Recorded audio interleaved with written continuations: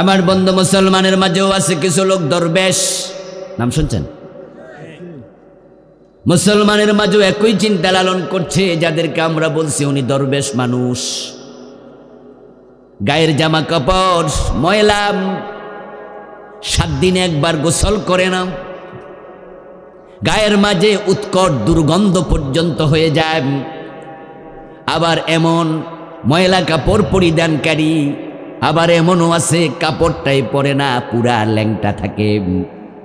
ওই লোক মারা গেল, ল্যাংটা পীরের মাজার বানায়া দেয়। আসেনি বাংলাদেশে? ল্যাংটা পীরের দরগা, ল্যাংটা পীরের তাকিয়া, ল্যাংটা পীরের মাজার, এমনকি আপনারা শোনেন নাই? এর মানে পীর উনি, দেখছেন নি শব্দটা কি? ল্যাংটা পীর। খ্রিস্টানদের মাঝে আছে সন্ন্যাসী হয়ে গেল তারা, ইহুদিদের মাঝে আছে সন্ন্যাসী হয়ে গেল তারা, বৌদ্ধদের মাঝে আছে তারা সন্ন্যাসী হল, হিন্দুদের মাঝে আছে তারা সন্ন্যাসী হল। একই চিন্তা মুসলমানের ভিতরেও কে বা কারা ঢুকাইয়া দিছে। যে বেটা ল্যাংটা থাকে সেও নাকি পীর, মারা গেলে তার নামে মাজার হয়ে যাচ্ছে। এই যে বিভ্রান্তি আজকের পৃথিবীতে আছে, এই বিভ্রান্তির অপনোদন সমাধান দরকার আছে না নাই? এখন যারা খ্রিস্টান ধর্মের মানুষ, ইহুদি, বৌদ্ধ, হিন্দু ধর্মের মানুষ, ওই মানুষদের মাঝে মা বাবার খেদমত করে, ওই মানুষদের মাঝে ওজনে কম দেয় না, মালে ভেজাল দেয় না। হিন্দু, বৌদ্ধ, ইহুদি, খ্রিস্টানদের মাঝে ন্যায় বিচার করে, সুদে টাকা লাগায় না, মানুষকে ঠকায় না, পরোপকারী এমন কিছু মানুষ তাদের মাঝেও আছে না নাই? এখন তারা যে ভালো মানুষ, তারা যে ত্যাগ তিতিক্ষার বিশাল উপহার সামগ্রী মানুষের সামনে উপস্থাপন করে, নিজে যা কামায় সবটা আল্লাহর রাস্তায় সাদাকা করে দেয়। এবং আপনারা জেনে আশ্চর্য হবেন, আন্তর্জাতিক সেবা সংস্থা রেড ক্রস, এই রেড ক্রস পুরাটাই খ্রিস্টান কর্তৃক পরিচালিত। হাজার হাজার কোটি টাকা প্রতি বছর তারা রেড ক্রসে ডোনেট করছে, এবং এই টাকা দিয়া তাম পৃথিবীতে শত শত হাসপাতাল তারা চালাচ্ছে, অসহায় মানুষের ঘরবাড়ি বানিয়ে দিচ্ছে। আমার আলোচনার ধারাটা কোন দিকে যাচ্ছে এবার শোনাই। এই যে দান করছে, হারাম খাচ্ছে না, দুনিয়া পুরা ত্যাগ করে সন্ন্যাসী সেজে গেল, তাই বলে কি হিন্দু খ্রিস্টান আল্লাহর জান্নাত পাবে নাকি? আল্লাহর অসংখ্য ভালো বান্দা আছে, যে ভালো বান্দাদের আল্লাহ কোনো নেক আমল কবুল করেন না। সূরা আল কাহফের 103 নম্বর আয়াত আল্লাহ তাআলা 1450 বছর আগে দুনিয়াবাসীর প্রতি মেসেজটাই দিয়েছেন, যারা ভালো আমল করার পরেও আখেরাতে জাহান্নামী হবে। কুল হাল নুনাব্বিউকুম বিল আখসারিনা আমালা, ও নবীজি আপনি বলুন, আমি কি তোমাদের কেমন কিছু মানুষের খবর দেব নাকি, যেই মানুষগুলো আমলের দিক থেকে ক্ষতিগ্রস্ত, আমল করেছে কিন্তু আমল আল্লাহ পর্যন্ত পৌঁছে নাই, তাদের আমল আল্লাহ তাআলা দুনিয়াতে ফেলে দিয়েছেন। আল্লাযীনা দাল্লা সাইয়ুহুম ফিল হায়াতিদ দুনিয়া, যেই মানুষগুলোর ভালো কাজ দুনিয়াতে হারায়া গেছে, কবুল হয় নাই, আল্লাহ গ্রহণ করেন নাই। ওয়াহুম ইয়াহসাবুন, অথচ ওই মানুষগুলো মনে করে আন্নাহুম ইউহসিনুনা সুনআ, তারা সবাই ভালো কাজ করে চলছে, তাদের আমল যে কবুল হয় না, আল্লাহ যে ফেলে দেয়, এটা তারা টেরও পায় না। ও আমার নবী আপনি বলুন, আমি তাদের খবর তোমাদের দেব নাকি? যেই মানুষগুলোর ভালো আমল আল্লাহ ফেলে দেন, কবুল করেন না, আল্লাহ না করুক তাদের মাঝে যদি আপনার নাম থাকে, আর আপনার জীবনে সব আমল আল্লাহ ফেলে দিয়েছেন, আল্লাহর সামনে হাজির হওয়ার পরে যখন আপনার আমল নামা আপনার হাতে আল্লাহ ধরাইয়া দেবেন, তখন আপনি দেখতে পাবেন আপনার আমল নামা নেকের কাগজ এরকম সাদা, একটা নেকও নাই, সব হারাইয়া গেছে। এখন আল্লাহর সামনে যাওয়ার পরে যদি আপনি টের পান, আর আপনি আল্লাহকে প্রশ্ন করেন যে আল্লাহ, আমি তো মা বাবারে ভাত খাওয়াইছি, আমি তো কত গরিব মানুষকে টাকা পয়সা দান করেছি, আমি তো শীতের সকালে ফজরের নামাজ পড়ার জন্য মসজিদে গেছি, আমি তো চৈত্রের দুপুরেও রোজা ভাঙি নাই, আমি তো 5 লাখ টাকা খরচ করে হজ করার জন্য মক্কায় গেছি, হুজুররা বলেছে 1 টাকা দান করলে 10 টাকার সওয়াব হয়, আমি তো হিসাব করে করে যাকাত দিয়েছি, ও আমার রব, আমার আমল নামা সাদা কেন, খালি কেন? আর সেদিন যদি আল্লাহ জবাব দেন, বান্দা তুমি কি সূরা কাহাফের 103 নাম্বার আয়াত পড়ো নাই? আমি তো সেখানে বলেছি কিছু মানুষের আমল দুনিয়ায় হারাইয়া গেছে।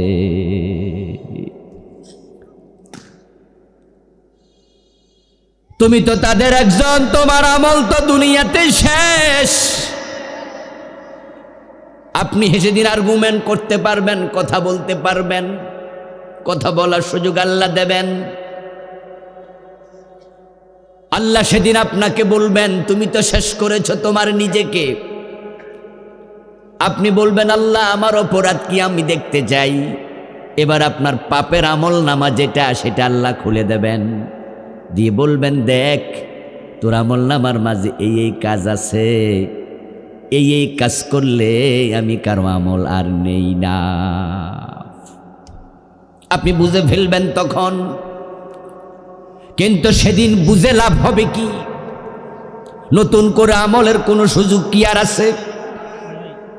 তবে হ্যাঁ, মানুষ সেদিন আল্লাহকে বলবে, কোরআনে আল্লাহ বলছেন তারা সেদিন বলবে ওয়ালাউ আন্না লানা কাররাতান ফানাকুনা মিনাল মুমিনিন, ও আমার রব একটা বারের জন্য সুযোগ দাও, আমি ভালো মোমেন বান্দা হব। আমি তোমার জন্য তো সন্ন্যাসী সেজেছিলাম, তোমার জন্য তো আমি খাবার দাবার পর্যন্ত ভালো করে খাই নাই। মুসলমানরা রোজা রাখে, আমিও তো রোজার মতোই ছিলাম, নিরামিষ ভুজি ছিলাম। ও আল্লাহ, আমি তোমাকে খুশি করার জন্য কত কিছু করলাম, বিয়ে শাদী পর্যন্ত করলাম না। আল্লাহ তখন বলবেন পাগলা বান্দা, আমি রাসূলকে আদর্শ বানাইছি, তাকে আদর্শ না মেনে মন মতো আমল করেছ, মন মতো চললে আমল কবুল হয় না। আমার রাসূল আদর্শ হয়ে তিনি আমাদের শিখাইছেন লাউ কুনতু আমারা আহাদিকুম আন ইয়াসজুদা লি আহাদিন লা আমারতুন নিসা আন ইয়াসজুদনা লিয়াজওয়াজিহিন। যদি দুনিয়ার কোনো মানুষকে সেজদা করার জন্য আমি আল্লাহ অনুমতি, আমি রাসূল বলতাম, তাহলে আমি নারীদেরকে বলতাম স্বামীদেরকে সেজদা করো। কিন্তু আমি নবী মুহাম্মদ মানুষ হয়ে মানুষের সেজদা গ্রহণ করার অনুমতি কাউকে দেই নাই। রাসূলুল্লাহকে সেজদা করার জন্য সাহাবারা অনুমতি চেয়েছিলেন। একদিন প্রিয় নবীজি একটা ওটের সামনে দাঁড়িয়েছিলেন। ওটটা রাসূলুল্লাহ সাল্লাল্লাহু আলাইহি ওয়াসাল্লামের পায়ের সাথে ওই ওটের মুখ লাগায়া গুনগুন শব্দ করছিল। প্রিয় নবীজি সাল্লাল্লাহু আলাইহি ওয়াসাল্লামের পায়ের সাথে যখন ওট তার ঠোঁট লাগায়া দিল, তখন সাহাবারা বলছে ইয়া রাসূলুল্লাহ, ওট যদি আপনার কাছে এমন বিনয়ী হতে পারে, তাহলে আমরা আপনার কাছে কেন মাথা নত করব না? আমাদেরকে আপনি অনুমতি দিন। রাসূলুল্লাহ জবাব দেন, না না, ইবাদতের মালিক শুধু আল্লাহ। অথচ আমাদের বাংলাদেশে এই মসজিদে গিয়ে আল্লাহরে সেজদা দেয়, আবার দরবারে যাইয়া পীরের পায়ে সেজদা দেয়। এমন নামাজি 2-4 জন আছে না নাই? যেই লোকটা পীরের পায়ে সেজদা দিল, বলুন তো তার ঈমান আছে না শেষ? যে মাজারে সেজদা দিল সে মুমিন না মুশরিক? অথচ এই লোকটাই কিন্তু জুমার নামাজ পড়ছে, এই লোকটাই তার মা বাবার সেবা করছে, এই লোকটাই আবার ফকির গেলে তাকে ভিক্ষা দিচ্ছে। মনে মনে ভাবছে তার নামাজ তার রোজা তাকে জান্নাতে নিয়ে যাবে। কিন্তু যেই লোকটা ঈমান হারাইয়া ফেলছে, যার ঈমান নাই, তার নেকামল আর একটাও কবুল হয় না। যখন কোনো মানুষের ঈমান চলে যায় তখন তার বাকি জীবনটা সব বরবাদ। ঈমান হলো একের মতো, নেক আমল হলো তার ডান পাশে শূন্যের মতো। একের ডানে যদি একটা শূন্য দেন কত হবে? সবাই বলুন। 2টা দিলে, 3টা দিলে, এবার 1 মুছে দেন, শূন্য শেষ, মূল্যহীন। আল্লাহর কত বান্দা শিরিক করেছে, কুফর করেছে, নেফাকে ইতিকাদি অন্তরে লালন করছে। আবার লোকটা নামাজও পড়ে, কি লাভ হবে? কি লাভ হবে? 5 ওয়াক্ত নামাজি হাজী সাহেব আল্লাহর আইনের কথা শুনলে চেহারা কালো হয়ে যায়। আল্লাহর আইনের পক্ষে যারা কথা বলে তাদেরকে উল্টা রাজাকার বলে গালি দিয়ে দেয়। এমন আছে না নাই? আল্লাহর আইনের বিরুদ্ধাচরণ যে করে, সাথে সাথে তার ঈমান শেষ। যেই লোকটা ঈমান হারা হয়ে যায়, বেঈমান হয়ে যায়, ওই লোক নামাজ রোজা করে আর কি লাভ? সব আমল হারিয়ে গেল। এবার লোকটা আল্লাহ তাআলাকে বলবে, হ্যাঁ প্রভু, বুঝেছি, আমি শিরিক করেছি, আমি কুফর করেছি। এখন তুমি আমার দুনিয়া একটাবারের জন্য পাঠাও, ফানাকুনা মিনাল মুমিনিন, আমি ঈমানদার হয়ে ফিরে আসব। আল্লাহর কাছে বলবে, আমারে আরেকবার পাঠাও দুনিয়ায়। আপনার একটু আওয়াজ দিয়া বলুন তো, দুনিয়ায় পাঠানো হবে? কোনো সুযোগ আর আছে? সব শেষ, ভুল করেছ। কোন কারণে, কোন কুফর, কোন শিরিক, কোন নেফাক আমাদের ঈমান ধ্বংস করে দিচ্ছে? কোন কারণে আমাদের আমলগুলো বাতিল হয়ে যাচ্ছে? আজকে আলোচনা শুনে যদি আমরা বুঝি যে এই ভুলে আমিও আছি, এখনো তওবার সুযোগ আছে কিনা, এই জন্য এখন বুঝলেন, পরে বুঝলিয়া লাভ নাই। আল্লাহর অসংখ্য বান্দা শিরিক দেখে কিয়ামতের দিন আল্লাহ তাআলাকে বলবে, আমল নামায় শিরিক আল্লাহ দেখায় দেবে, এই শিরিক তুমি করেছো, এই কুফর তুমি করেছো। আমাদের দেশের নেতারা, এই তো নির্বাচন হবে কিছুদিন পরে, হয়তো 1 বছর 6 মাস 2 বছর পরেই নির্বাচনের আগে দেখবেন আপনাদের এই বড়দর্শী এলাকাতেও, এই ব্রাহ্মণ পাড়াতেও কত নেতা মুসলমানের সন্তান মাইক হাতে নিয়ে হাজার মানুষের সামনে শিরিক করবে। মাইক হাতে নিয়ে আমাদের নেতারা বলে, জনগণ সকল ক্ষমতার উৎস।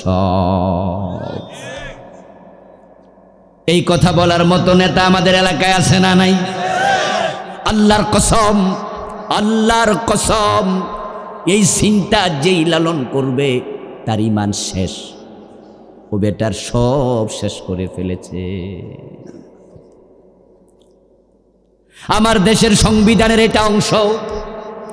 ডক্টর কামাল যখন সংবিধান লেখে তখন সাবরেন্টির মালিক জনগণকে বানাইছে, সার্বভৌমত্বের মালিক মানুষ, জনগণ।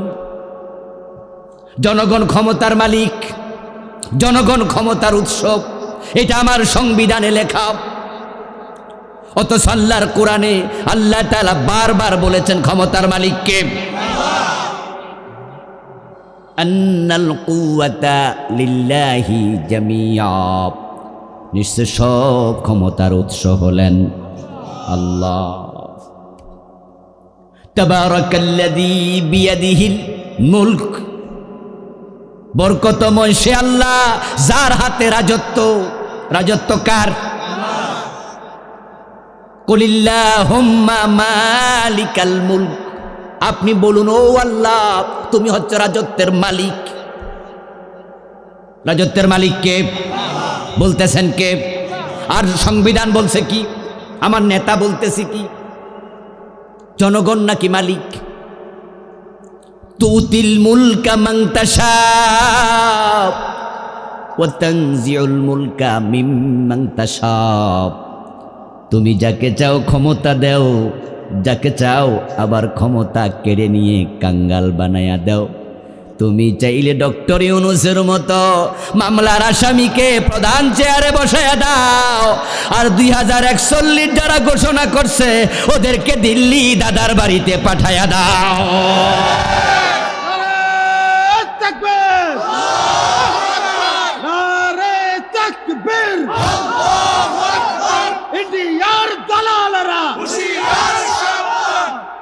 আমার প্রিয় ভাইয়েরা, জনগণ ক্ষমতার মালিক, এই শিরকি আকীদা থেকে ফিরে আসা দরকার আছে না নাই?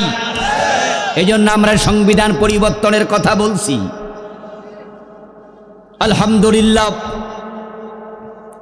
আমরা বছরের পর বছর, যুগের পর যুগ এই সংবিধান পরিবর্তনের কথা বলে আসছি। এটা ভালো করে গ্রহণীয় হয় নাই, কিন্তু আলহামদুলিল্লাহ অগাস্ট বিপ্লবের পরে এখন নতুন সরকারও সংবিধানের ব্যাপারে ভাবতেছে। কেউ বলতেছে সংস্কার, কেউ বলতেছে নতুন করে লিখো। আমরা দাবি তুলতে চাই, এই সংবিধান সরাইয়া কোরআনকে সংবিধান বানায়া দাও। এই সংবিধান শিরিক মিশ্রিত সংবিধান, এই সংবিধান কুফরি মিশ্রিত সংবিধান। আল্লাহ বলছে, ও নবী আপনি বলুন, কুল আপনি বলুন, আল্লাহুম্মা ও আল্লাহ মালিকাল মুলকি, রাজত্বের মালিক তুমি। আর মাইক হাতে নিয়ে নেতা কয় জনগণ, সাথে সাথে ঈমান শেষ। এই নেতা আল্লাহর সামনে গিয়ে সেদিন বলবে, আল্লাহ এই কথা বললে ঈমান চলে যায়, এটা আমি জানতাম না। ওয়া মা কুন্না না'মালু মিন সু, কোরআনে আল্লাহ বলছেন সেদিন সে বলবে আমি এমন খারাপ আমল আমি করতাম না, এ কথা আমার মুখে আমি আনতাম না, আমি বুঝি নাই পীরের পায়ে সেজদা দিলে ঈমান চলে যাবে। কেমনে বুঝবে? ভণ্ড পীরের খপ্পরে তো পড়েছে। আমরা তো বলে আসছি ইবাদতের মালিক আল্লাহ, সেজদার মালিক আল্লাহ, কিন্তু তাদের ফির কইছে এটা সেজদায়ে তাজিমি, অসুবিধা নাই দিতে থাকো।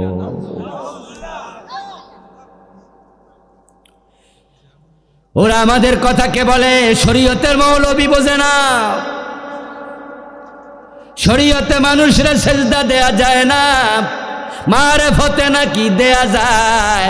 আমি বলি যেই মারেফত মানুষের সেজদা দিতে শিখায় এটা মারেফত না, এটা হলো মরার ফত। মারেফত না মরার ফত? ওখানে গেছে ঈমান মরছে, এটার নাম তারা বানাইছে সেজদায়ে তাজিমি। ও প্রিয় ভাইয়েরা আমার, তারা যুক্তি দেয় যদি ফেরেশতারা নবী আদম আলাইহিস সালামকে সেজদা দিতে পারে, ফেরেশতাদের ঈমান না যায়, তারা মুশরিক না হয়, তাহলে ফিরকে সেজদা দিলে মুশরিক হবা কেন? বরং আবুল কালাম আজাদ বাশারেরা এটা বোঝে না। তারা শরীয়তের হুজুর, 30,000 জহেরি, 70,000 বাতেনি। এমন একটা কথা আমাদের সমাজে আছে না নাই? এই কথাগুলো আমাদেরকে বিভ্রান্ত করে ফেলছে, শেষ করে দিচ্ছে। জহেরি মানি কি? প্রকাশ্য। বাতিনি মানি অপ্রকাশ্য। আচ্ছা, যে 70,000 বাতিনি, তো বাতিনি যদি হয় হেরা জানলো কেমন? কি ফেস লাগে জানা? যদি এটা বাতিনি হয় তো বাতিনি হতো তো হেরার কাছেও বাতিনি। হেরারা কি বাতিনিটা জানা লাইছে? তো যেটা জানা লাইছে এটা বাতিনি আসেনি, জহেরি হয়ে গেছে না? আমার দোস্ত, আপনাদের মনেও প্রশ্ন আসতে পারে, আদম আলাইহিস সালামকে ফেরেশতারা সেজদা করলো, তাহলে শিরিক হলো না কেন? তার উত্তর হলো আদম আলাইহিস সালামকে সেজদা করার জন্য ফেরেশতাদেরকে অর্ডার করেছেন কে? তো ফির সাহেব যে সেজদা নিল, হেরে সেজদা দিতে আল্লাহ কই কইছে হেটা দেখাক। তো আদম একটা হেল্লকে লাগায় কেন? আদম আলাইহিস সালামকে সেজদা করার জন্য আল্লাহ অর্ডার দিছে, ফেরেশতারা সেজদা দিয়েছে, অর্ডার সেখানে শেষ। নবী আদমের সময় ভাই বোনে বিবাহ জায়েজ ছিল, ঠিক না? এখন ওই দলিল দিয়ে যদি ফির সাহেব তার বোনের বিয়ে করে, মানুষ পিড়াইব না?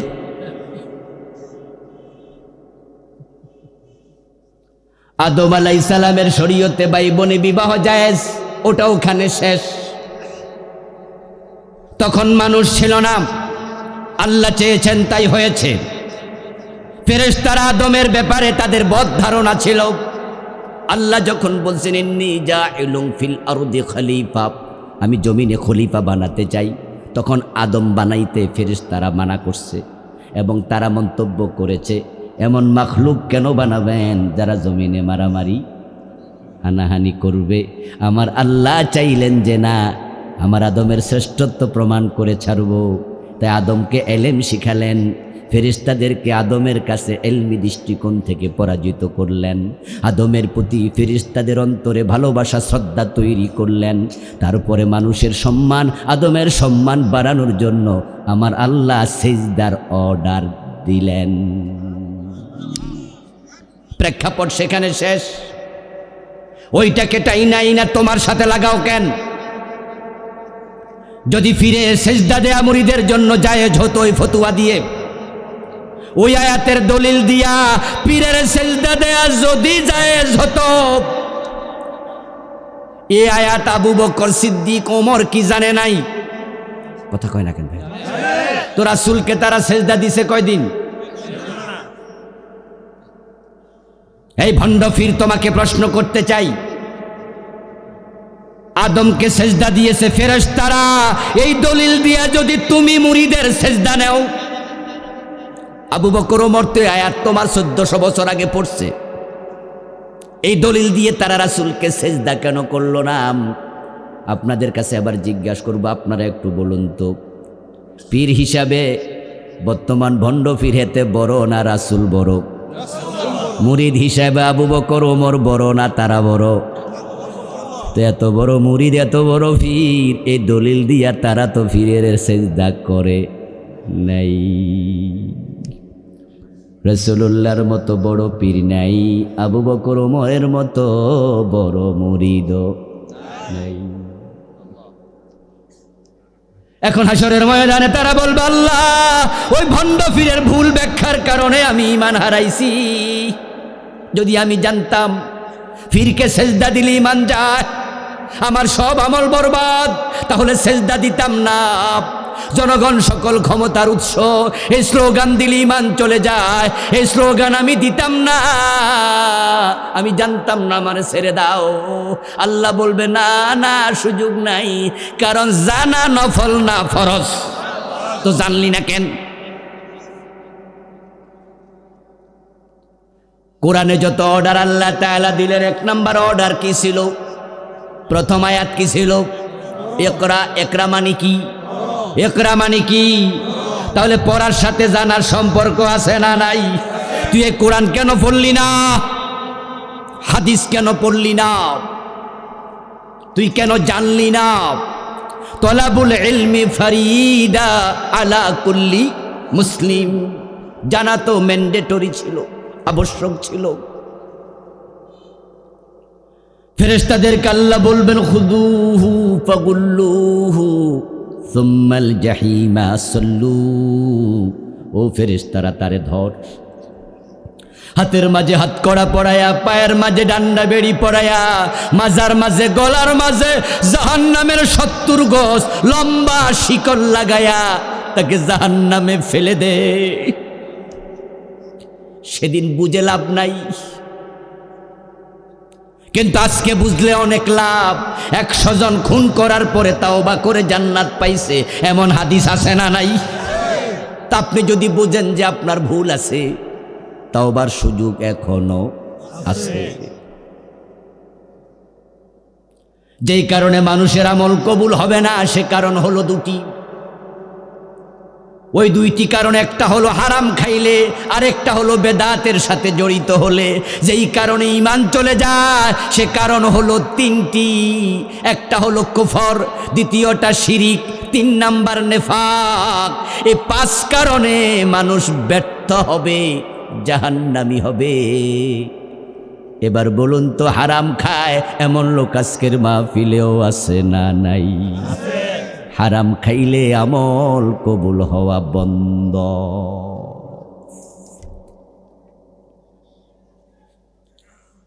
قال رسول الله صلى الله عليه وسلم من اشترى ثوبا ب10 دراهم فيه درهم حرام لم يقبل الله له صلاته ما دام عليه।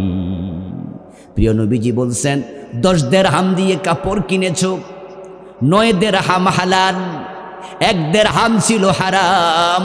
ওজন কম দেয়া টাকা, মালে বেজাল মিশানো টাকা, পরের জমি দখল করে বিক্রি করা টাকা, সুদে লাগানো টাকা, ফাইল আটকায়া সিগনেচার করেছো, ঘোষ নিয়ে পকেটে ঢুকাইয়া সে টাকা তোমার কাপড়ে ঢুকে গেছে 1 টাকা। নবী মুহাম্মদ বলেন, সে কাপড় পরে 1,00,000 রাকাত নামাজ পড়েছ, 1 রাকাত আর কবুল হবে না। ডাইরেক্ট সুদের টাকায়, ঘোষের টাকায় যায় নামাজ কিনা, ওই যায় নামাজে খারাইয়া নামাজ পড়ে এমন লোক আছে। সিনেমা কইরা টাকা কামাইছে, হে নায়িকা আবার হজে গেছে সিনেমার টাকা দিয়া। সিনেমার নায়িকা হজ করছে, এমন নায়িকা আসেনি? অনেক নায়িকা। আমাদের মৌসুমী ম্যাডামও নাকি আলহাজ, উনি হজ করছে। কিছুদিন আগে দেখলাম যে টেলিভিশন সাক্ষাৎকারে ওনাকে সাংবাদিক প্রশ্ন করছে যে আপনার শেষ কয়টা ইচ্ছার কথা বলুন। উনি বলছে, তাহলে শেষ কথা বলবো আমার ইচ্ছা। সাংবাদিক আবার বলতেছে, আমার ভিডিওটা অন করা আছে, আমি থাকবো না। আপনি বলেন একা একা ভিডিও রেকর্ড হোক, আমরা পরে শুনবো। আমাদের সামনে বলতে আপনি হয়তো একটু কুণ্ঠিত হতে পারেন, এজন্য আপনি একা একা বলেন যা বলতে চান। শেষ ইচ্ছা কি? উনি বলছে, আমার শেষ ইচ্ছা হলো আমার মৃত্যুর পর যেন কেউ আমার চেহারা না দেখে। উনি বাবারে, কত বড় আল্লাহর ওলি! জীবিত অবস্থায় পুরা শরীর দেখায়, মরার পরে চেহারা যেন না দেখে। কনসেপশনের ভুলটা কোথায়? কনসেপশনের ভুলটা কোথায়? এই মহিলা আল্লাহকে ভয় যদি না করত, বিশ্বাস না করত, আখিরাতে জান্নাত জাহান্নাম আছে এই চিন্তা না থাকতো, তাহলে এই কথাটা বলতো না। চিন্তা আছে, কিন্তু চিন্তার মাঝে ভুল ঢুকেছে। ও বেটি, মরার পরে পর্দা ফরজ না, মরার পরে তোরে দেখা অন্যের জন্য হারাম, তোর আর হুকুম থাকে না, তোর শরীয়ত মরার আগেই, ঠিক কিনা? আমরা যখন মরে যাই তখন আমাদের দায়িত্ব শেষ। এখন আমারে গোসল দেয়া, আমার জানাজার নামাজ পড়া, আমারে কাপন দাপন করা, এগুলোকে আমার দায়িত্ব না জীবিতদের? আমার দায়িত্ব শেষ, আমার কাজ শেষ। উনি বলতেছে, আমার মরার পরে যেন কে চেহারা না দেখে। আশ্চর্য হলাম, আরে মরার পরে পাবলিকে তোমার যদি চেহারা দেখে তোমার কোনো গুনাহ নাই, কারণ তোমার দায়িত্ব শেষ। কিন্তু জীবিত অবস্থায় দেখলে তোমার গুনাহ আছে না নাই? তাহলে পর্দাটা কখন দরকার? আর সে বলছে মরার পর। এই বুঝে শুধু মৌসুমী আফা একা নাই, এই বুঝে আমরাও আছি। আপনাদের এই বড়দশিয়া গ্রামে একজন লোকের শালি মারা গেল, বয়স 16 থেকে 17। শালি মারা যাওয়ার পরপরই দুলাভাই আসলো, এসে শ্বশুর বাড়ির লোকদেরকে বলল, আমার শালির শেষ গোসলটা আমি দিতে চাই, আমি দুলাভাই হিসাবে এই আবদার করছি। ওরে বাবারে বাবা, অ্যাকশন শুরু হয়ে গেছে, মাঠ থেকে অ্যাকশন শুরু। নাউজুবিল্লাহ। সবাই বলবে যে কি কয় রে এই বদ্দার জামাই, তোমার শালির গোসল তুমি দিবা? কি খারাপ কথা! তোমার শালির গোসল দূরের কথা, শালির দিকে তো তোমার তাকানোই না জায়েজ, শরমিয়া। এবার জামাই দুলাভাই বলতেছে, তাহলে গতকালকে যে মোটরসাইকেলের পিছনে শালির লইয়া ঘুরছি তখন মাসলা কইছিল?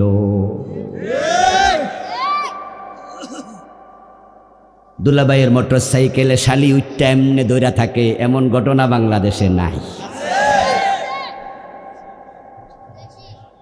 তো যখন দুলাভাই মোটর সাইকেলের পিছনে শাড়িরে লইয়া এমন দপাইছে, তখন গায়ে গায়ে ঘষা লাগছে না, ওটার কোনো গুনাহ হয় নাই। তো আজকে তাকাইলে গুনাহ, ঠিক না? কয় যে গোসল তো দূরের কথা, তাকাইলেও গুনাহ। তো গতকালকে যে ঘষা লাগছে তখন তোমাদের মাসলা কইছিল, নাউজুবিল্লাহ পড়ুন না, তোমরা তখন কোথায় ছিলা? কোথায় ছিলা তখন তোমরা? তাহলে আমরা মরার পরে মাসালা শুরু করি, ঠিক না? হ্যাঁ, দেখবেন যে জিন্দা থাকতে কোরআন শরীফ পড়ে না, মরার পর হুজুর আইনা কোরআন শরীফ পড়ায়। লাশের চারিপাশে বেশি করে পড়, খতম পড়ালা।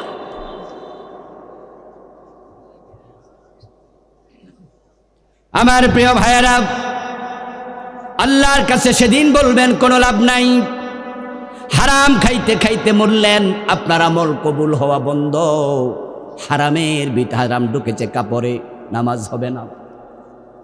প্রিয় নবীজি যাকারার রাজুলা একজন ব্যক্তির কথা স্মরণ করলেন, ইউতিলুস সাফারা, বললেন সে লম্বা সফর করে মক্কা এসেছে। কাতার থেকে, দুবাই থেকে, ইয়ামান, সিরিয়া থেকে 500 মাইল গোড়ায় চড়ে, ওটে চড়ে, পায়ে হেঁটে এসেছে আল্লাহর ঘরের সামনে। আসা আকবরা, তার মাথার চুলগুলো এলোমেলো, তার গায়ের মাঝে ধুলিবালি। 7 দিন হাঁটছে, ইহরাম পরার পরে গোসল করার পানি পায় নাই। পুরাটা শরীরে দুলাবালি ভরা, একবারে পাগলের ভেসে উস্কু খুস্কু চুল নিয়া কাবার সামনে পৌঁছে আবেগ ধরে রাখতে পারে নাই। ইয়ামুদ্দু ইয়াদাইহি ইলাস সামা, আকাশের দিকে 2 হাত তুলে বলে, ইয়া রব্বি ইয়া রব্বি ইয়া রব, ও আমার আল্লাহ, এমন জায়গায় দাঁড়াইছি যেখানে কত নবীর পায়ের ধুলা লেগে আছে, তুমি আমারে মাফ করে দাও, আমারে তুমি। গোলাম পকেটে এসব কি লইয়া মসজিদে ঢুকছে? ভণ্ডামি ছেড়ে দাও, আল্লাহর সাথে ভণ্ডামি করে পার পাওয়া যাবে না। 1 টাকা হারাম ঢুকেছে শরীরে, ওই হারাম টাকা বের করো, তারপর আল্লাহকে ধরো। রাসূলুল্লাহ সাল্লাল্লাহু আলাইহি ওয়াসাল্লাম বলেন, ইন্নাল্লাহা লা ইয়াকবালু লিসাহিবি বিদআতিন সাওমান ওয়ালা সালাতান ওয়ালা হাজ্জান ওয়ালা উমরাতান ওয়ালা সারফান ওয়ালা আদলা ওয়া ইয়াখরুজু মিনাদ-দীন কামা তাখরুজু শাওরাতু মিনাল আজীন। রাসূলুল্লাহ বলেন, যে ব্যক্তি বেদাতি হয়ে যায়, তার নামাজ, রোজা, হজ, যাকাত ভালো কোনো ইবাদত আল্লাহ কবুল করে না। বেদাতি দিন থেকে এমনভাবে বেরিয়ে যায়, খামির থেকে চুল টানলে চুল যেমনে বেরিয়ে যায়। আমাদের দেশে বেদাত আছে না নাই? বেদাতের সাথে জড়িত আছেন এমন লোক আজকেও 2-4 জন আছে না নাই? হ্যাঁ, বেদাতের সাথে জড়িত আছে যারা, তারা বড় মজা নেয়। কারণ বেদাতকে খুব ভালো কইরা মজা কইরা আমল করে, দলিল দেয়, দলিল না পাইলে শেষ পর্যন্ত কয় অসুবিধা কি, যুক্তি দেয়।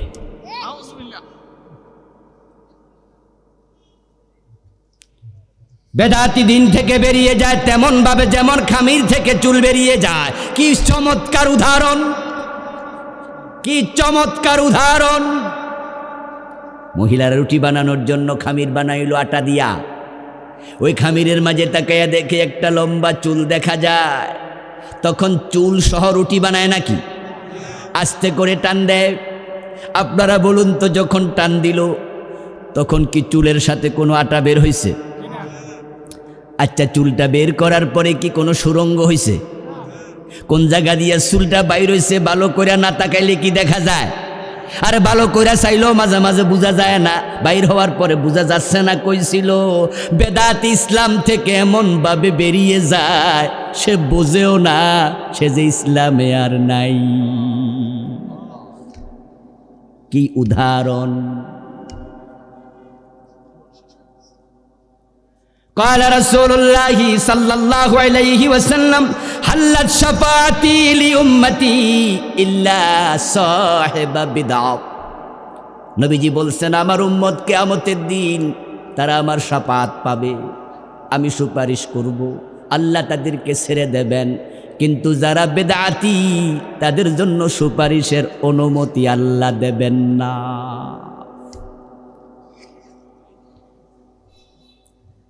ও দোস্ত, ভালো করে শোনো, তুমি যদি বেদাতের সাথে থাকো তোমার সুপারিশ রাসূল করবেন না, আল্লাহ শাফাতের অনুমতি দেবে না। আমার মাহফিলে যারা আলোচনা শুনতেছেন, বুদ্ধিমান লোকের একটু কথা বলুন তো, আমাদের যে আমল আছে এই আমল জান্নাতে যাওয়ার জন্য যথেষ্ট নাকি সুপারিশ লাগবে? রাসূলের শাফাত দরকার আছে না নাই? এখন আল্লাহ যদি আপনার বেদাতের কারণে শাফাত ক্যান্সেল কইরা দেয়, আপনার উপায় কি?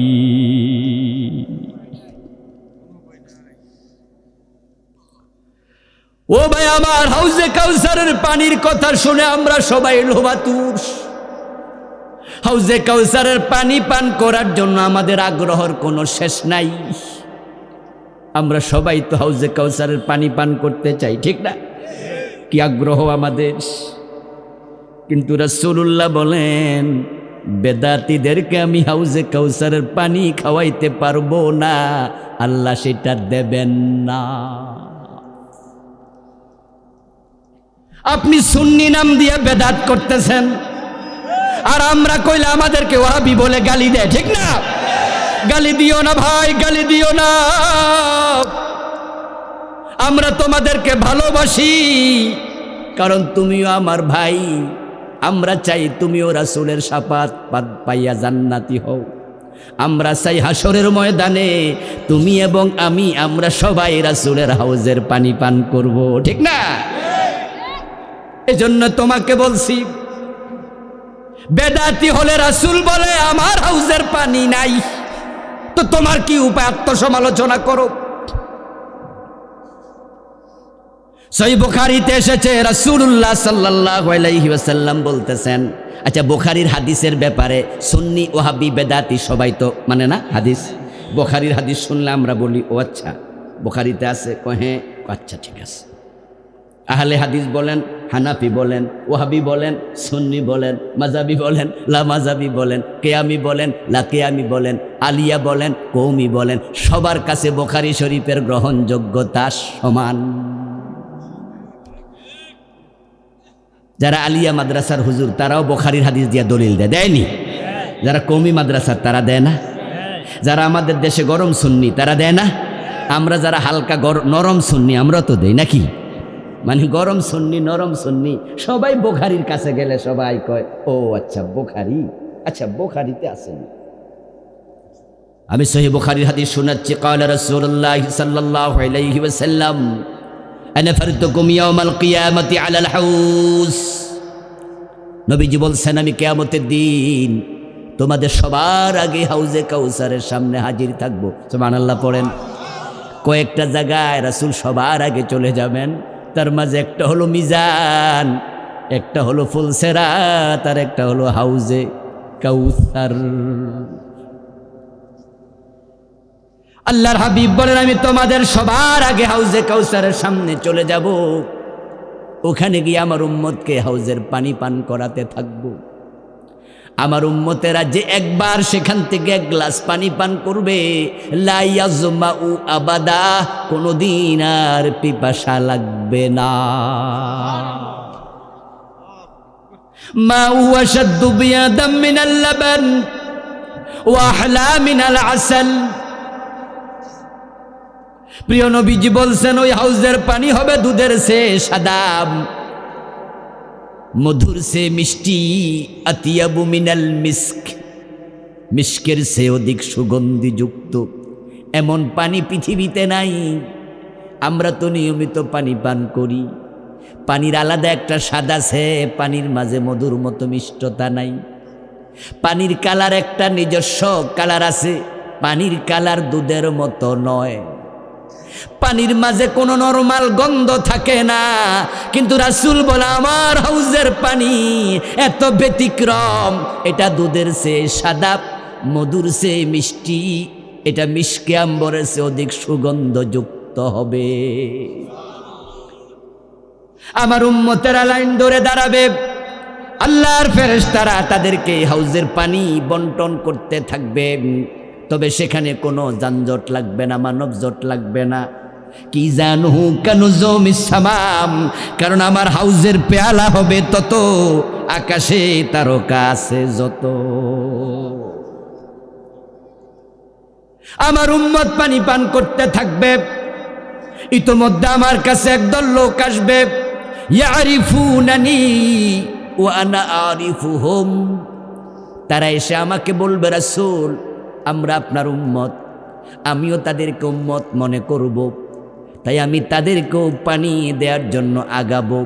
কিন্তু তাদের হাতে হাউজের পানি পৌঁছানোর আগে ফায়ুহালু বাইনি ওয়া বাইনাহুম, তাদের মাঝে আর আমার মাঝে একটা পর্দা পড়ে যাবে।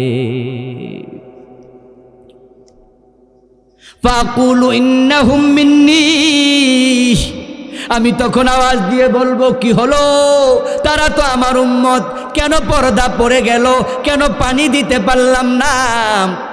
তখন ফেরেশতারা এসে বলবে, ইন্নাকা লা তাদরি মা হাদাসু বাদাক, ও নবী আপনি জানেন না এই উম্মত নামের দাবিদার লোকগুলো আপনার ইন্তেকালের পরে অনেক বেদাত বানাইছে।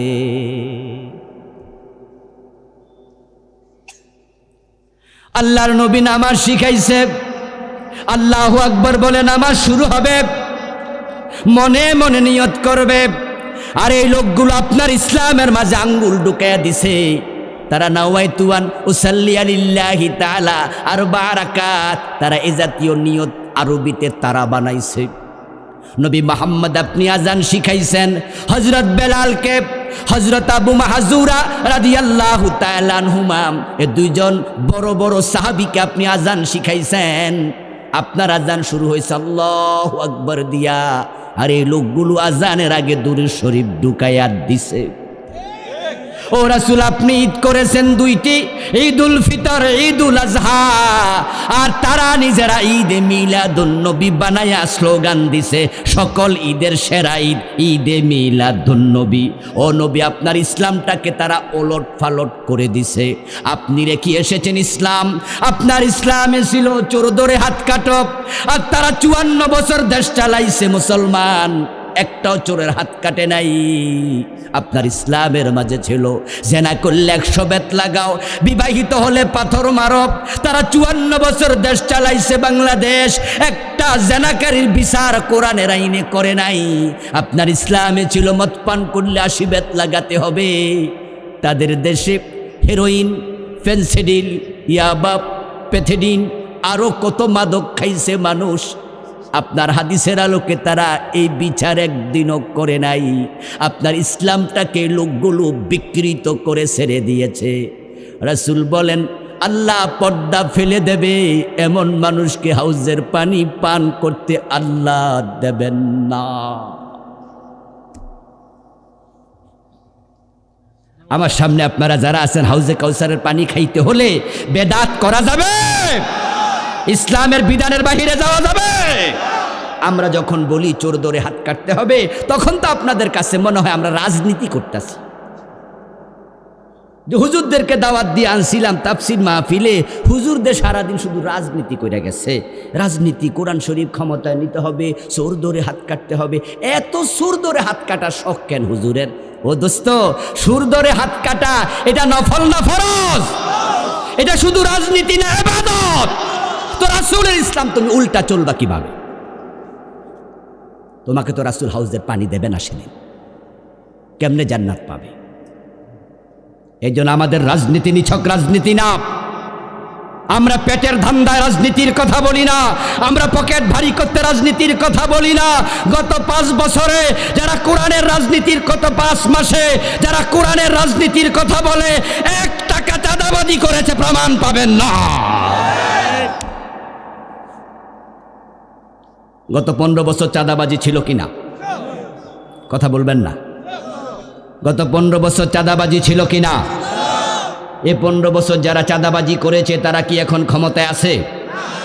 ওরা কি বাড়িতে ঘুমাচ্ছে না দড়ির উপরে আছে? কিন্তু এই 5 মাসে ওরা তো নাই। তাহলে সাদা কি বন্ধ আছে না সাদা চলমান? তো সাদা তুলতাছে কেনা? তাহলে আরেক দল আছে না নাই? আরে কইলে তো খেপা যায়, গায়ে আগুন লেগে যায়। আমাদের মিজান আজহারি ভাই বলছিল এক মাহফিলে, এক দল আগে খাইছে, আরেক দল নতুন করে খাওয়ার ধান্দা করছে, ওদের গায়ে আগুন লেগে গেছে। তোমাদের কি নাম লইছিল? তো তোমার গায়ে আগুন লাগে কেন? উনি তো কারো নাম লয় নাই, আগুনটা লাগলো কেন গায়ে? আমরা বাস্তবেও দেখতে পাচ্ছি। চাঁদাবাজি বাংলাদেশে বন্ধ হয়নি, টেন্ডারবাজি বন্ধ হয়নি। ছাত্ররা 2000 প্রাণ দিয়েছে। এই দেশের বৈষম্য দূর করে আমরা ছাড়বো ইনশাআল্লাহ। আমরা পেটের চিন্তা রাজনীতি করি না, রাজনীতির কথা বলি না। আপনাদের কাছে আমার জিজ্ঞাসা, রাসূলুল্লাহর জীবনে রাজনীতি আছে না নাই? প্রিয় নবী সাল্লাল্লাহু আলাইহি ওয়াসাল্লাম 10 বছর মদিনা চালালেন কোরআন দিয়ে। তাহলে আমাদের বাংলাদেশ তো আমরা একদিনও কোরআন দিয়ে চালাইতে পারলাম না। আমরা কোরআনওয়ালারা কোরআন দিয়ে দেশ চালানোর কথা বলবই, থামাতে পারবা না। ভালো লাগলেও বলবো, ভালো না লাগলেও বলবো। এদেশের নাগরিক, আমাদেরকে বলতে দিতে হবে, জেনে দিলে সেখানে গিয়েও বলবো। প্রিয় নবী বলছেন, ফাকুল সুকান লিমান গায়্যারা বাদি। যখন ফেরেশতারা বলবে ইয়া রাসূলুল্লাহ, এগুলো সুবিধাবাদী, আপনার ইসলামকে তারা বিকৃত করেছে, যাহা ছিল না তাহা বানাইছে, আর যাহা ছিল তার কিছু কিছু বাদ দিছে।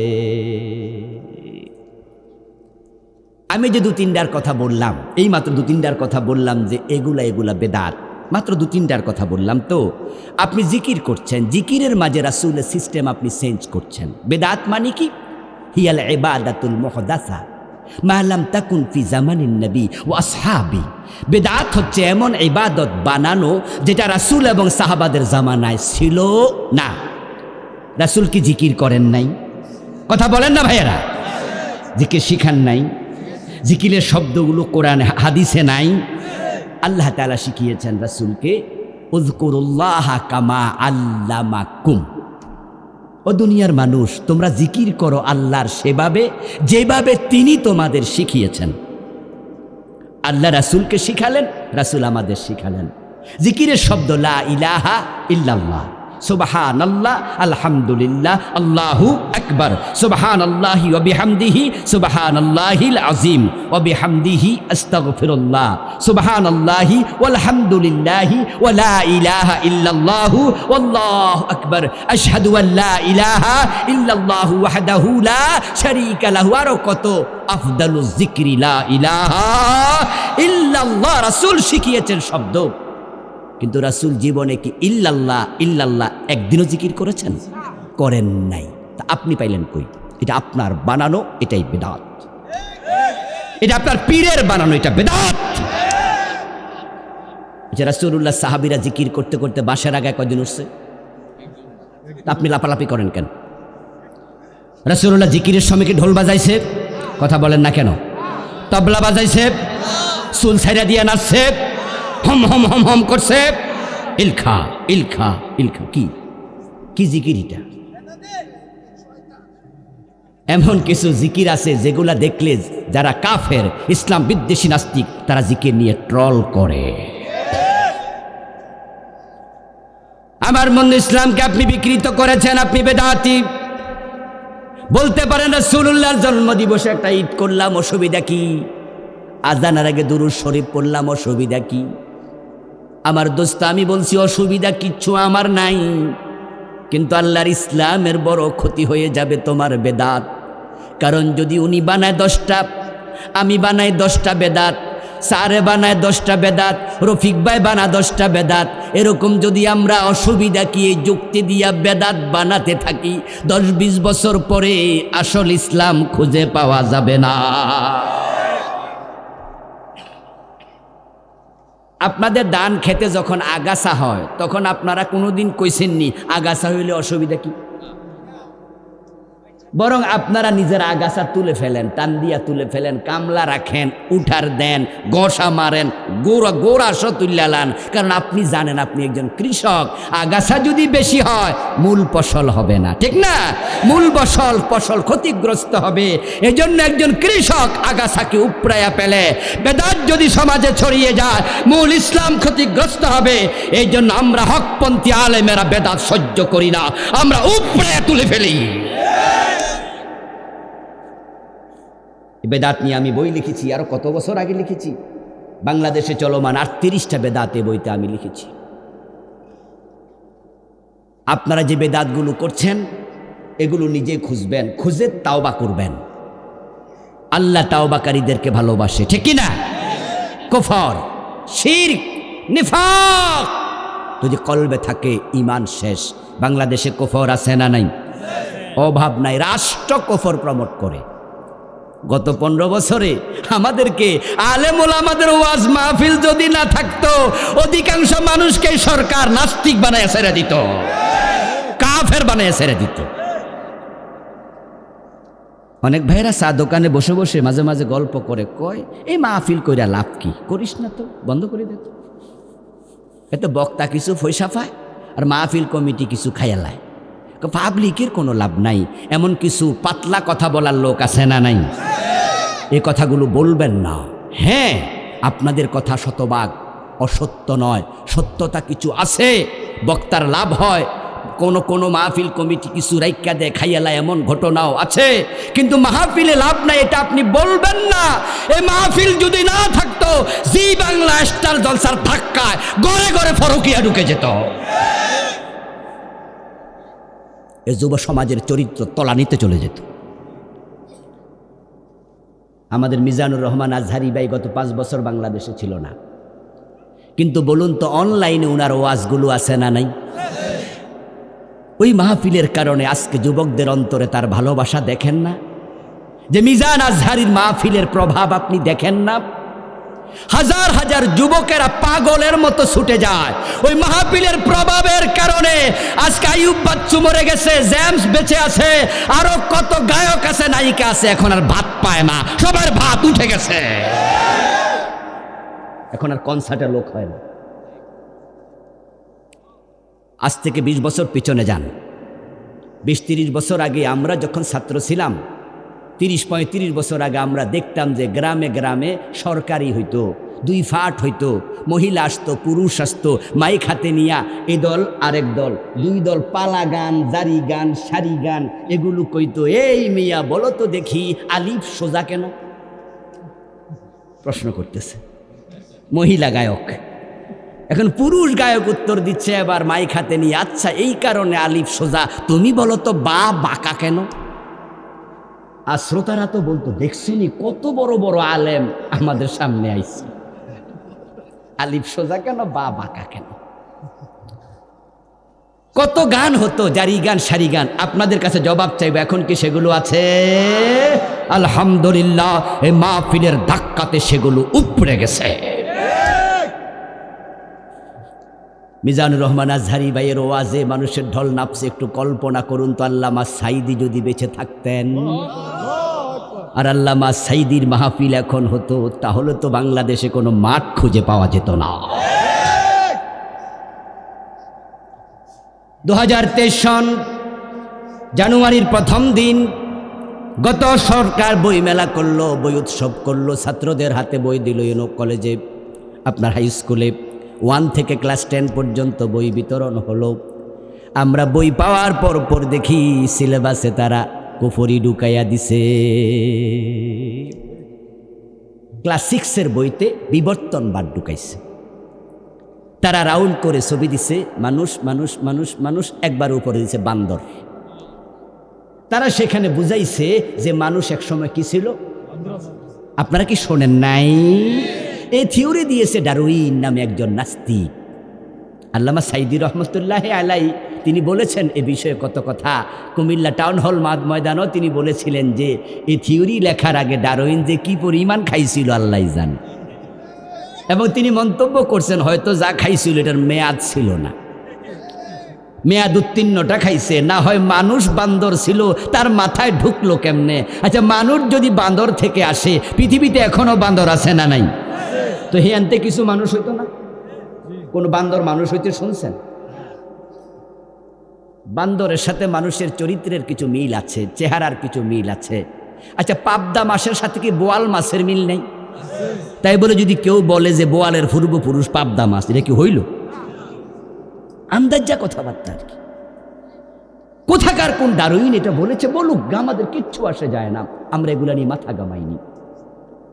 কারণ এগুলো ইউনিভার্সিটির সিলেবাসে পড়াইতো কোনো কোনো জায়গায়, একবারে উপরের ক্লাসগুলোতে। আমরা জানতাম যে দর্শন বিভাগে এগুলো পড়াজ্ঞা, কারণ আমাদের বাচ্চারা ইউনিভার্সিটি যখন পড়ে তখন তারা অ্যাডাল্ট হয়ে যায়, বড় হয়ে যায়, বোঝে। ইউনিভার্সিটির যে টিচার পড়ায় ওই বেটাও বোঝে যে এটা ফাও থিওরি, সিলেবাসে আছে, জাগা পড়াই। আর যদি শক্ত করে পড়াইয়া কোনো টিচার ছাত্রদেরকে বলতো, হ্যাঁ আমাদের পূর্বপুরুষ বান্দর ছিল, ছেলেরা জবাব দিত, স্যার আপনার দাদা হয়তো ছিল। পোলাপান বড় হয়েছে, পড়াজ্ঞা, পড়ুক, জানুক, অসুবিধা নাই। কিন্তু যখন আমরা দেখলাম যে না, সেটা ক্লাস 6-এ ঢুকাইছে, আমরা চুপ থাকতে পারিনি। মাহফিলের ময়দান থেকে 2023-এ আমরা বাঘের মতো হুঙ্কার দিয়ে বিরোধিতা করেছি। আমরা বলেছি না, এটা ক্লাস 6-এর সিলেবাসে থাকতে পারবে না। কারণ ইউনিভার্সিটিতে ছিল, বিরোধিতা কেন করি নাই? পোলাপান বড় হয়েছে। ক্লাস 2-তে দিলে, 1-এ দিল, আমরা বিরোধিতা করতাম না। আমরা বলতাম যাক, বান্দর ছিল না কি ছিল, পোলাপান বুঝবেও না। কিন্তু ক্লাস 6, 7, 8 এগুলো সেন্সিটিভ টাইম। ওই ক্লাসের পোলাপান অ্যাডাল্ট হয় না, আবার একবার ছোট্ট বাবুদের মতো অবুঝও থাকে না, মোটামুটি হালকা হালকা বোঝে। তো টিচার যখন তাদেরকে পড়াবে, বুঝাবে, তারা ক্লাসের বইয়ের কথাকে কোরআন হাদিসের মতো বিশ্বাস করবে। হতে পারে তারা বিশ্বাস করে ক্লাস 6-এ বেঈমান হয়ে যাবে। মাহফিলের ময়দান আল্লাহর রহমত। তখন তো মিছিল, ইসলামী দলগুলো মিছিল করতে পারে না, মিটিং করতে পারে না, বক্তৃতা দিতে পারে না, সব ইসলামী দলের নেতারা জেলখানায়। কথা কে বলবে? আমরা আলেমরা এই মাহফিলের ময়দান থেকে কথা বলেছি।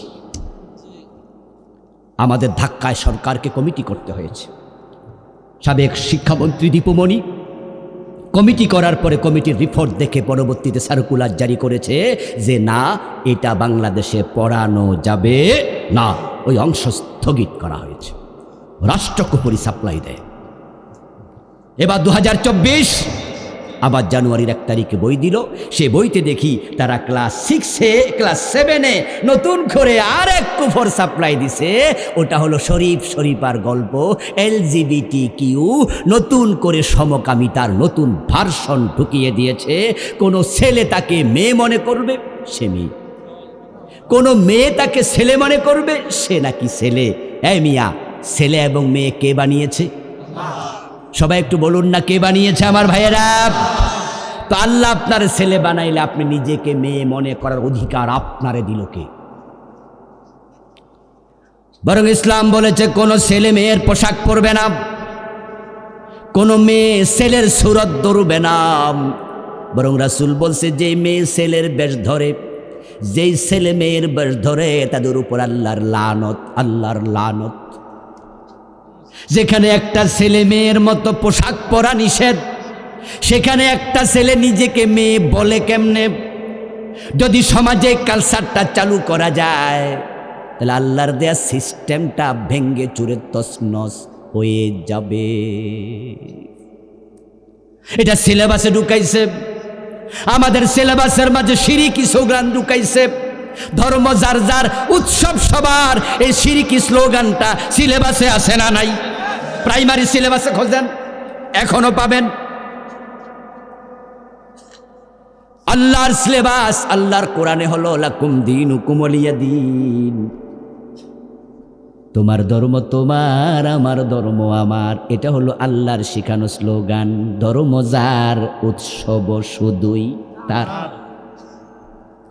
কিন্তু হিন্দুদের সাথে ভালোবাসা রাইখা তাদের ভোট পাওয়ার জন্য তাদের দুর্গা পূজার সময় স্লোগান বাংলাদেশে প্রমোট করেছে। বড় মুনাফিকি করেছে রে আমাদের সাথে, 15টা বছর বড় মুনাফিকি করেছে। 500-র মতো মডেল মসজিদ বানায়াম বাংলাদেশের লোকদের বুঝাইছে তারা ইসলামের পক্ষ শক্তি। আবার মুসলমানের বইতে, মাদ্রাসার বইতে দোতরা ঢুকাইছে, তবলা ঢুকাইছে, মাদ্রাসার ক্লাস 6-7-এর বইয়ের মাঝে হাফ প্যানওয়ালা মাইয়ার ছবি ঢুকাইছে, মাদ্রাসার বইতে মন্দিরের ছবিও ঢুকাইছে। দাদা বাবুদেরকে বুঝাইছে তোমাদের মন্দির মাদ্রাসায় ঢুকাইছি, তোমরা আমাদের সাপোর্ট করো। আর 500 মডেল মসজিদ বানায় আমাদের বুঝায় আমরা মসজিদ বানাইছি, তোমরাও সাপোর্ট করো। দুই দিক থেকে সুবিধা নিতে চাইছে, অথচ তারা জানে না 2 নৌকায় পা দিলে ডুবে মরা লাগে, তাই রক্ষা হয় না, এখন ডুবে মরছে।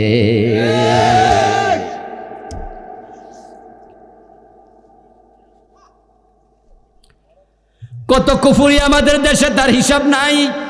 এ নিয়ে আমি বই লিখেছি, আমার লিখে বইতে আমি 56টা কুফরি লিখছি।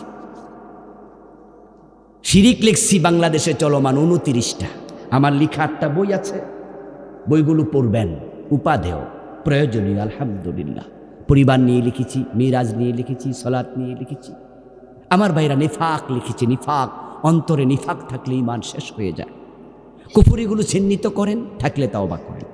শিরিক চিহ্নিত করেন, থাকলে তাওবা করেন। নিফাক থাকলে চিহ্নিত করেন, থাকলে তাওবা করেন। হারাম খান কিনা ভাবেন, থাকলে তাওবা করেন। বেদাত আছে কিনা ভাবেন, তাওবা করেন। তাওবা করে মরলে আল্লাহর জান্নাত মিলবে। আল্লাহ তাআলা আমাদের সকলকে ঈমান আমল নিয়ে দুনিয়ায় বেঁচে থেকে কালেমা পড়তে পড়তে মরার জন্য কবুল করুন। সবাই বলেন আমিন। হাযা মা ইনদি ওয়াল ইলমু ইনদাল্লাহ আলাইহি তাওয়াক্কালতু ওয়া ইলাইহি উনীব। প্রিয় ভাইয়েরা, রাস্তার উপর আমার কালো গাড়িটা আছে, ওখানে আমার লেখা 8টি বই আছে। নিতে যারা চান ড্রাইভার সাহেবের সাথে যোগাযোগ করে নিন। আমরা সংক্ষেপে দোয়া করতে চাই। কোনো কথা আছে মাহফিল কমিটির?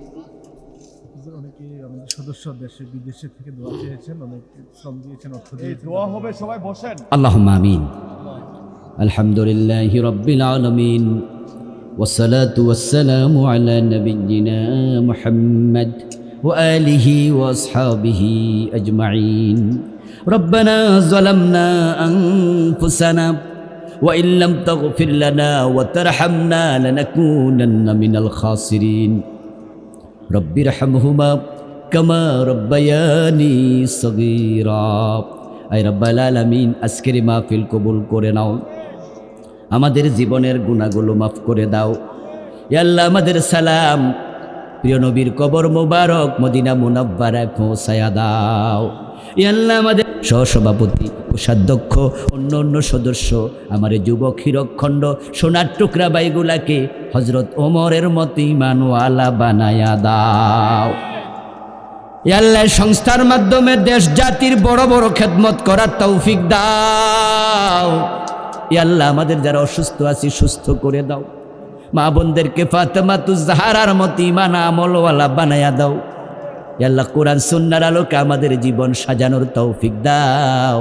বাংলার জমিনটাকে কোরআনের জন্য কবুল করে নাও। সাল্লি ওয়া সাল্লিম ওয়া বারিক আলা নাবিয়িনা মুহাম্মাদিন ওয়া আলিহি ওয়া আসহাবিহি আজমাইন। سبحان ربك رب العزة عما يصفون وسلام على المرسلين والحمد لله رب العالمين. والسلام عليكم ورحمة الله. سبحانك اللهم وبحمدك أشهد أن لا إله إلا أنت أستغفرك وأتوب إليك.